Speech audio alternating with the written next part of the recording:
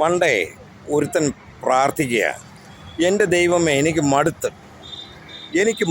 ഈ ലോകത്തിലെ ജീവിതം, എനിക്ക് വയ്യ, എന്നെ അങ്ങ് വിളിക്കണേ എന്ന് പറഞ്ഞ് കരഞ്ഞപ്പം ദൈവം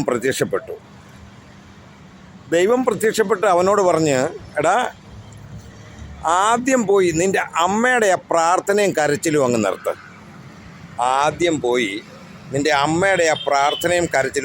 നിർത്ത്. കാരണം അമ്മയ്ക്ക് കുത്തിയിരുന്ന ഒറ്റ പ്രാർത്ഥനയേ ഉള്ളൂ, എൻ്റെ മോനൊന്നും വരുത്തരുതേ ദൈവമേ, എൻ്റെ മോന് ഒന്നും വരുത്തരുതേ, അവനെ കാത്തുകൊള്ളണേ എന്ന്.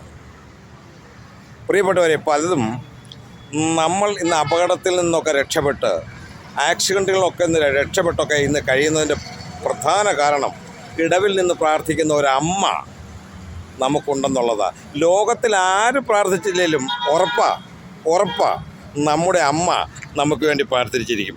നമ്മൾ ഇനി ജീവിക്കേണ്ടെന്ന് കരുതിയാൽ പോലും നമ്മൾ ജീവിക്കണേ എന്ന് ആഗ്രഹിക്കുന്ന ഒരാൾ ഇന്ന് ലോകത്തിലുണ്ടെങ്കിൽ അത് നമ്മുടെ അമ്മ മാത്രം.